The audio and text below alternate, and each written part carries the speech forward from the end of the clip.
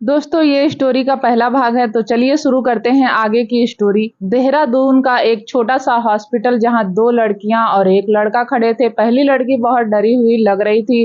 उसने लड़के का हाथ पकड़ते हुए कहा, राघव क्या हम ठीक कर रहे हैं? राघव ने कहा, तुम चिंता मत करो, मैं तुम्हारे साथ हूँ। वैसे भी इतना ज्यादा समय नहीं लगेगा और तुम धैर्य को साथ क्यों लाई हो? ज्योति ने चिढ़कर धैर्य को देखकर कहा, मैं क्या करती? पता नहीं मम्मी के कौन से रिश्तेदार की बेटी है, मेरे गले ही पड़ी रहती है। जब से आई है तब से मुझसे चिपकी हुई है। राघव ने धैर्या को देखा। एक छोटी सी लड़की थी जो एक नीले रंग का सलवार सूट पहनकर बैठी थी। उसकी काली आंखें काफी सुंदर थी और वह किसी अप्सरा से कम नहीं लग रही थी, मानो सारी दुनिया की खूबसूरती उसमें समा गई हो। राघव ने मन में कहा, यह अभी इतनी सुंदर है तो बड़ी होकर तो कयामत ढा देगी। ज्योति ने उसका एक एक्सप्रेशन देख लिया और चिढ़कर धैर्य को देखकर मन में कहा, यह बेशरम लड़की जानबूझकर यह सब कर रही है। तभी वहां एक नर्स आई जो ज्योति को अपने साथ ले जाने लगी। ज्योति ने जाने से पहले राघव को घूर कर देख कर कहा, खबरदार जो तुम उस गांव की लड़की के पास गए। राघव ने उससे कहा, तुम चिंता मत करो बेबी, मैं यहीं हूँ, कोई प्रॉब्लम हो तो तुम मुझे बुला सकती हो। वहां नर्स ज्योति को रूम में ले गई। लगभग 1 घंटे बाद नर्स ने राघव को अंदर बुलाया। ज्योति सिर झुकाए बैठी हुई थी। लेडी डॉक्टर ने राघव से कहा, सॉरी सर, पर मैम यह प्रोसेस नहीं कर सकती। यह सुनकर राघव चौंक गया था। तभी डॉक्टर ने फिर से कहा, क्योंकि मैम पहले से ही प्रेग्नेंट हैं। दोनों यह बात सुनकर परेशान हो गए थे। राघव और ज्योति बाहर आए। राघव ने ज्योति पर चिल्लाते हुए कहा, तुमने पिल्स क्यों नहीं ली थी? ज्योति तो कुछ बोल ही नहीं रही थी। राघव ने फिर कहा, अब हम उस कॉन्ट्रैक्ट का क्या करेंगे? ज्योति वहीं बेंच पर बैठ गई और कुछ सोचने लगी। तभी धैर्या उसके पास आई और कहा, दीदी हम घर कब जाएंगे? जैसे ही ज्योति ने सिर उठाकर धैर्या को देखा और उसके चेहरे पर एक शैतानी मुस्कुराहट आ गई थी। उसने धैर्या से बड़े ही प्यार से कहा, हम थोड़ी ही देर में जाएंगे, तुम यहाँ बैठो। फिर वो राघव का हाथ पकड़कर दूर खड़ी होकर उससे कुछ बात करने लगी। ज्योति ने कहा, क्या हुआ अगर मैं यह नहीं कर सकती? तुम उसे देख रहे हो, वह हमारे लिए काम करेगी।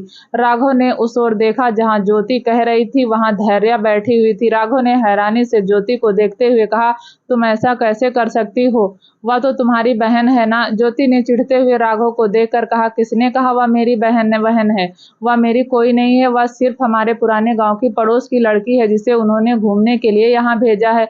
देखो हमारे पास और कोई दूसरा रास्ता नहीं, हम पैसे ले चुके हैं।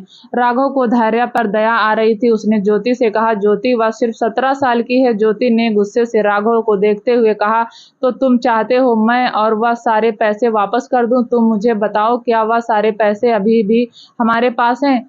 हमने उसमें से आधे खर्च कर दिए हैं, अब यही हमारा लास्ट ऑप्शन है। राघव ने हार कर उसकी बात मान ली। वह लोग धैर्य के पास गए।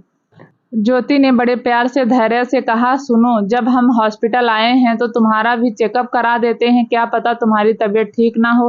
वैसे भी तुम कितना काम करती हो। धैर्य सबसे ज्योति के घर आई थी। ज्योति उससे सारा काम करवाती थी। धैर्य ने ज्योति को काफी मना करने की कोशिश की पर ज्योति जबरदस्ती उसे उस रूम में ले गई। राघव ने पहले ही अंदर जाकर डॉक्टर और स्टाफ को पैसे दे दिए थे जिससे वह उनका काम कर दे। धैर्य को कुछ समझ नहीं आ रहा था, इतनी सारी मशीनों में उसे क्यों लिटाया गया है। उसने डॉक्टर से भी पूछा पर उन्होंने सिर्फ इतना ही कहा कि बड़े हॉस्पिटल में ऐसे ही इलाज होता है। धैर्य एक छोटे से गांव की लड़की थी, इसीलिए उसे शहर के बारे में ज्यादा कुछ नहीं पता था और वह मान गई। लगभग 2-3 घंटों के प्रोसेस के बाद वह काम हो गया। डॉक्टर ने ज्योति और राघव को धैर्य का खास ख्याल रखने को कहा। फिर वह लोग घर चले गए। ज्योति की मां शोभा ने जैसे ही तीनों को अंदर आते हुए देखा, वह पहले तो खुश हुई, फिर उन्होंने जैसे ही धैर्य को देखा उनके चेहरे की सारी खुशी उड़ गई और उन्होंने गुस्से में कहा, तुझे बोला था ना घर में कितना काम पड़ा था, पर नहीं, तुझे तो बाहर घूमना है, अब जल्दी जा और सारा काम कर। धैर्य सर झुकाकर अंदर जाने लगी तो ज्योति उसका हाथ पकड़ते हुए कहा, माँ क्या कह रही हो? उसकी तबीयत खराब है, डॉक्टर ने उसे आराम करने को कहा है, अब आप उससे कुछ काम मत कराना। शोभा ने हैरानी से अपनी बेटी की तरफ देखा क्योंकि सबसे ज्यादा नापसंद उनकी बेटी ही धैर्य को करती थी। उसे उसकी खूबसूरती बिल्कुल पसंद नहीं थी, पर उन्होंने ज्यादा सवाल नहीं किए, बस घूर कर धैर्य को देखा और अंदर चली गई। ज्योति ने धैर्य को भी उसके कमरे में जाकर आराम करने के लिए कह दिया था। राघव और ज्योति एक एक दूसरे को देखकर मुस्कुराने लगे। 2 हफ्ते बाद वो लोग फिर उसी हॉस्पिटल में थे। अंदर डॉक्टर धैर्या को चेक कर रही थी। राघव ने ज्योति को देखते हुए कहा, उसे कुछ पता तो नहीं चलेगा? ज्योति ने हंसते हुए कहा, उसे क्या पता चलेगा, वह तो गंवार है, उसे तो अभी तक यह नहीं पता चला कि उसके साथ हुआ क्या था, तो अब क्या होगा। तभी वो डॉक्टर निकलकर अपने केबिन में चली गई और राघव और ज्योति भी उनके पीछे पीछे चले गए। वो दोनों केबिन में जाकर डॉक्टर के सामने बैठ गए। डॉक्टर ने एकदम सीरियस लुक के साथ कहा, प्रोसेस सक्सेसफुल रहा, अब वह तैयार है। ज्योति और राघव बहुत खुश हो गए थे। डॉक्टर ने कुछ दवाइयां उन्हें लिखकर दे दी और कहा, यह दवाइयां उसे जरूर देना क्योंकि उसकी उम्र अभी बहुत कम है, उसकी बॉडी बहुत कमजोर है, पर जो भी हो आपने उस लड़की के साथ अच्छा नहीं किया।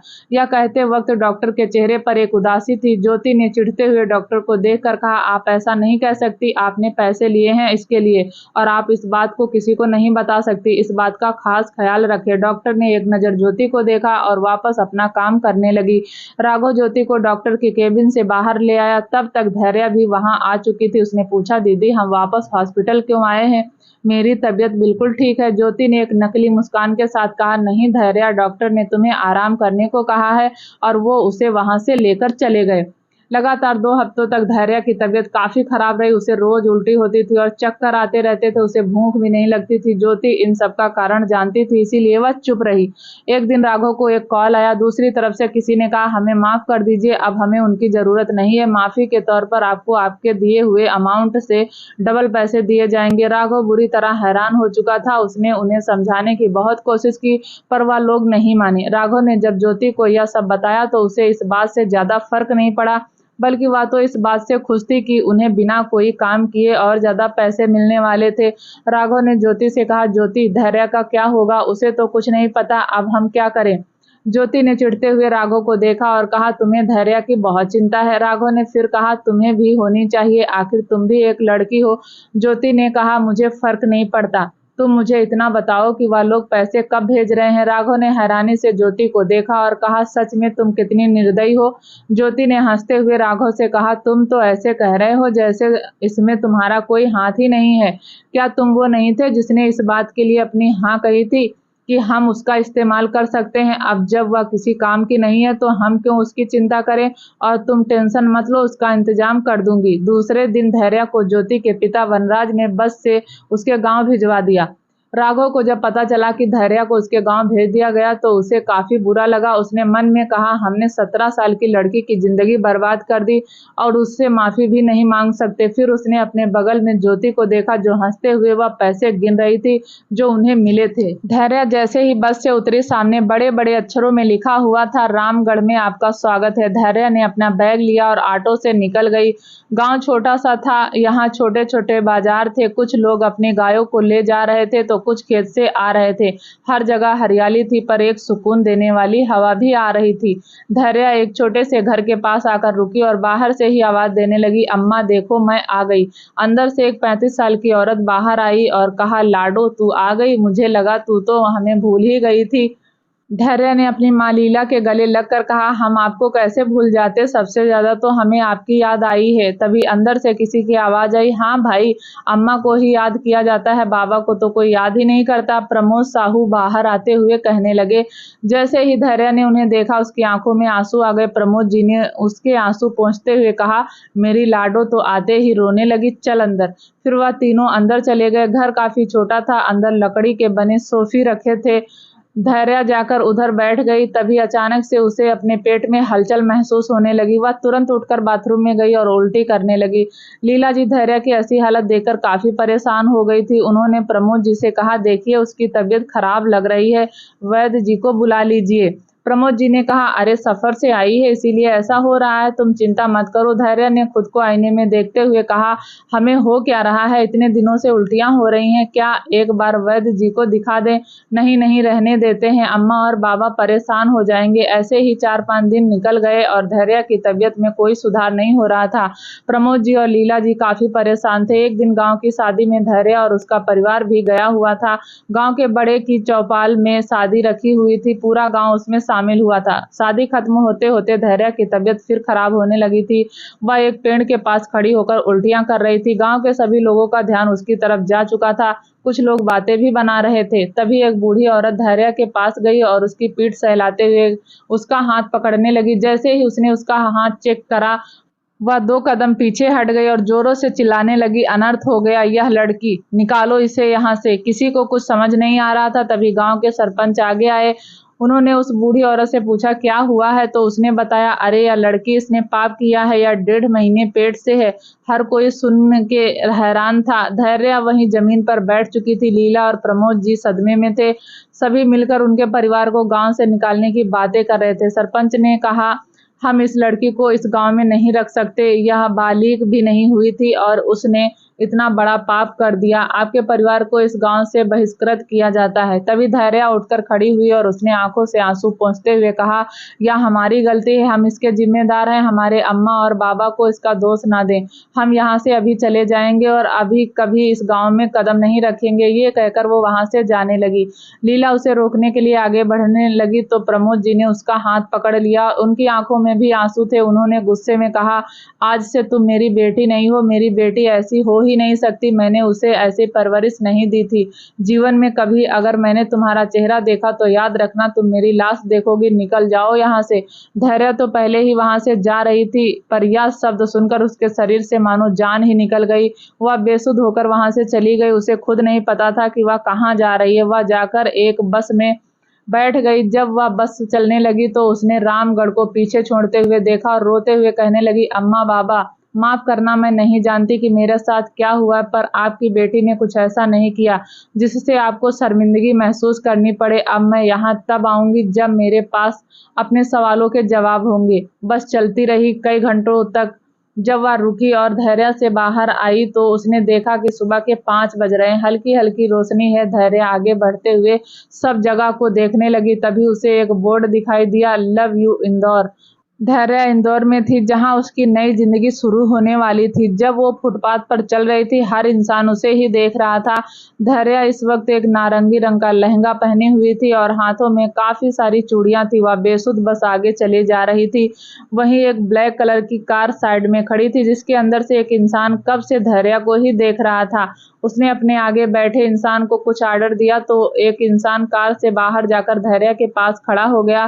धैर्य को जब अपने ऊपर किसी की परछाई महसूस हुई तो उसने ऊपर देखा। उसके सामने एक काले कलर के कपड़ों में हट्टा कट्टा इंसान खड़ा था, जो दिखने में काफी डरावना था। धैर्य अपने कदम पीछे लेने लगी। उसने कहा, दूर दूर, हमसे हमसे दूर रहो, और वहां से भागने लगी। वह आदमी उसके पीछे जाने लगा, पर वह वहां की भीड़ में कहीं गुम हो गई और उस आदमी को कहीं नहीं मिली। वह निराश होकर वापस उस कार के पास आ गया था।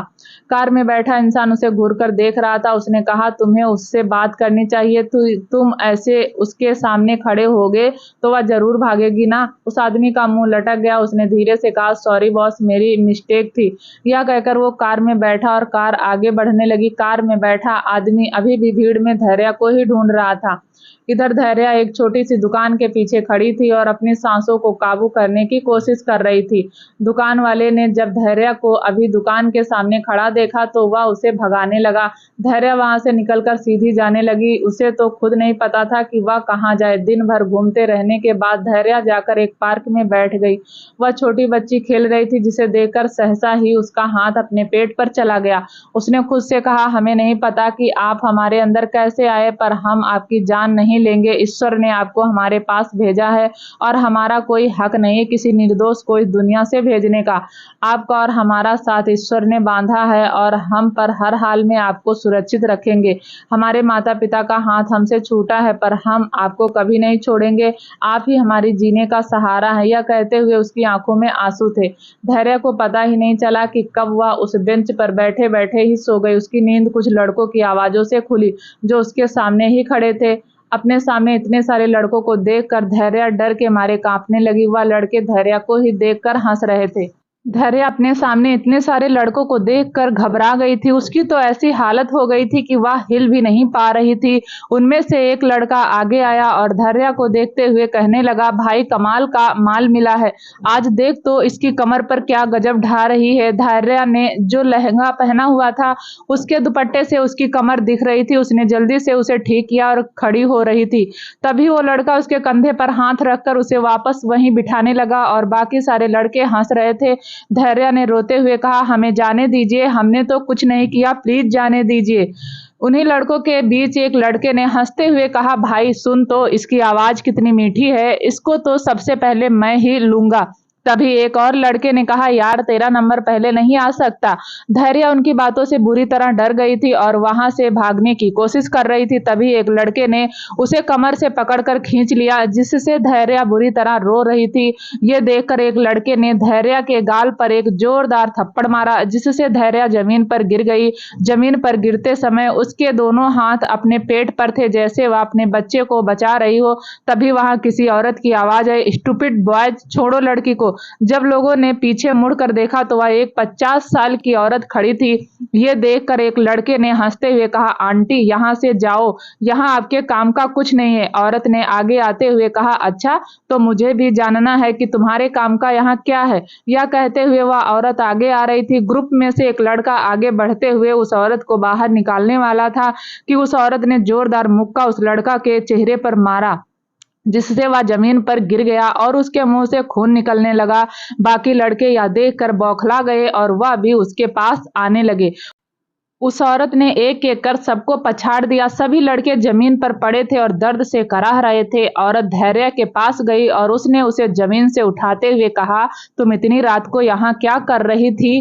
धैर्य ने नजरें उठाकर ऊपर देखा और रोते हुए उस औरत के गले लगकर कहा, मुझे नहीं पता कहाँ जाना है, मेरा कोई नहीं है। उस औरत को धैर्य की मासूम शक्ल देखकर उस पर दया आ गई थी। उसने उसे उठाते हुए कहा, अच्छा ठीक है, रो मत, मेरे साथ चलो। जैसे ही उसने धैर्य को खड़ा किया तभी धैर्य के दिल में तेजी से दर्द होने लगा और वह अपनी चेस्ट पर हाथ रखकर जोर जोर से सांसें लेने लगी। जैसे ही उस औरत ने उसकी हालत देखी वह तुरंत उसे अपनी गाड़ी में बिठाकर हॉस्पिटल ले गई। हॉस्पिटल में धैर्य का ट्रीटमेंट चल रहा था। इंदौर के एक 5 स्टार होटल में एक लड़का खिड़की के पास खड़ा था और अपने दिल पर हाथ रखकर खुद से कह रहा था, क्या तुम किसी तकलीफ में हो? तुम ठीक तो हो ना? उसका मन बहुत बेचैन हो रहा था।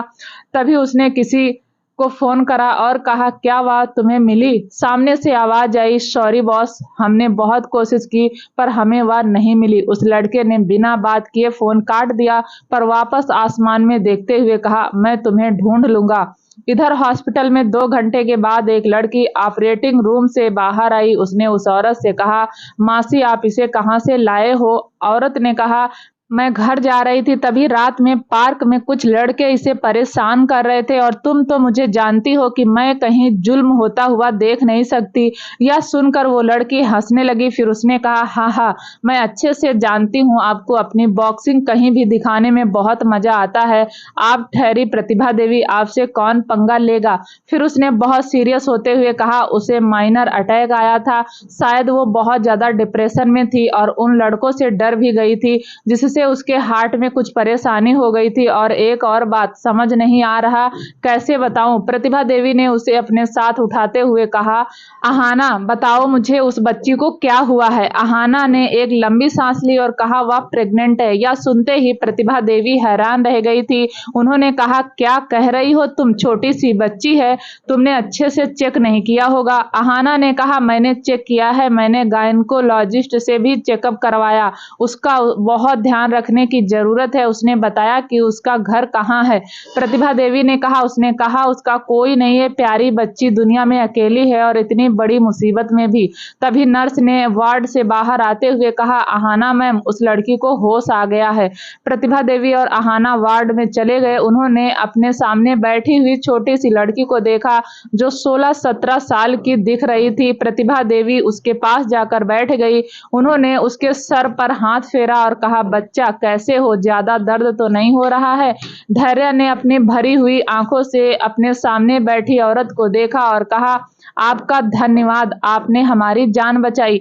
तभी उसे कुछ ध्यान आया और उसने अपने पेट पर हाथ रख लिया। यह देखकर अहाना ने मुस्कुराते हुए कहा, चिंता मत करो, तुम्हारा बेबी बिल्कुल ठीक है। धैर्य घबराई हुई आंखों से अपने सामने खड़ी उस लड़की को देखने लगी तो अहाना ने उससे कहा, तुम्हें डरने की कोई जरूरत नहीं। अच्छा, तुम बता सकती हो कि तुम प्रेग्नेंट कैसे हुई? इस सवाल का जवाब तो खुद धैर्य को भी नहीं पता था। अहाना उसके फेस के एक्सप्रेशन समझ गई और उसने कहा, मैं तुम्हें समझाती हूँ। तुम्हें सरोगेसी के जरिए प्रेग्नेंट किया गया है, मतलब किसी ने अपना बेबी तुम्हारी यूट्रस में प्लांट किया था। तुम्हें पता है यह कब हुआ था? धैर्य को तो अभी भी कुछ समझ में नहीं आ रहा था। वो एक छोटे से गांव की लड़की थी, उसे ये सब बिल्कुल नहीं पता था। धैर्य को वह 2 बार हॉस्पिटल जाना याद आया और वह सब समझ गई। उसकी आंखों में आंसू आ गए थे। अहाना ने उससे पूछा, तुमने बताया नहीं? धैर्य ने कहा, हमारे साथ धोखा हुआ है। उन लोगों ने हमारे साथ ऐसा क्यों किया? हमने तो उनके साथ कुछ गलत नहीं किया था। यह कहते हुए रोने लगी थी। अहाना ने कहा, तो क्या हुआ? तुम अबॉर्शन कराना चाहती हो? इस बात पर धैर्य अपने दोनों हाथों से अपने पेट को छुपाते हुए कहा, नहीं, हम अपने बच्चे को नहीं मारेंगे, वह हमारा अंश है। अहाना ने उसे समझाते हुए कहा, देखो, तुम बहुत छोटी हो, तुम्हारी बॉडी या प्रेगनेंसी झेल नहीं पाएगी, इसमें बहुत खतरा है, खासकर तुम्हारी जान को। अहाना आगे कुछ कहती, इससे पहले ही प्रतिभा देवी ने उसे रोकते हुए कहा, जाने दो, उसके पास पहले ही कोई नहीं है, शायद यह भगवान की इच्छा है कि इसे कोई सहारा मिले। तुम चिंता मत करो, हम हैं ना, हम तुम्हारा पूरा ख्याल रखेंगे और इस नन्हे से शैतान का भी। यह कहते हुए वह उसके पेट पर हाथ रखने लगी। धैर्य ने रोते हुए उन्हें गले लगाया और कहा, धन्यवाद, आप हमारे लिए इतना कर रही हैं, हम आपका एहसान नहीं भूलेंगे। प्रतिभा देवी ने उसके सर पर हाथ फेरते हुए कहा, अच्छा चुप हो जाओ और बताओ तुम्हारा नाम क्या है? धैर्य ने कहा, हमारा नाम धैर्य साहू है। उन्होंने उसे आराम से लिटाया और कहा, अच्छा थोड़ा आराम कर लो, हम कल घर जाएंगे। ये कहकर वो वार्ड से बाहर आ गई। बाहर अहाना पहले ही उनका इंतजार कर रही थी। उसने कहा, आप उसे कैसे इनकरेज कर सकती थी? आपने देखा नहीं वह सिर्फ 17 साल की है, या बहुत रिस्की है? अहाना लगातार बोली जा रही थी। प्रतिभा देवी उसके मुंह पर हाथ रखा और कहा, अहाना चुप हो जाओ, हम संभाल लेंगे। तुमने उसकी आंखों में उम्मीद को नहीं देखा? कुछ खोने का दर्द है और कुछ पा लेने की इच्छा। यह बच्चा उसकी आखिरी उम्मीद है जीने के लिए। उसने अपना सरनेम बताया है, इसका मतलब उसके घर वालों ने उसे निकाल दिया। शायद वो उसे गलत समझ रहे थे। दोस्तों, क्या होगा आगे जानने के लिए प्लीज चैनल को लाइक शेयर सब्सक्राइब जरूर करें, ताकि जब भी वीडियो डाले आपको नोटिफिकेशन तुरंत मिले। तब तक के लिए नमस्कार, धन्यवाद। मिलते हैं नए एपिसोड के साथ।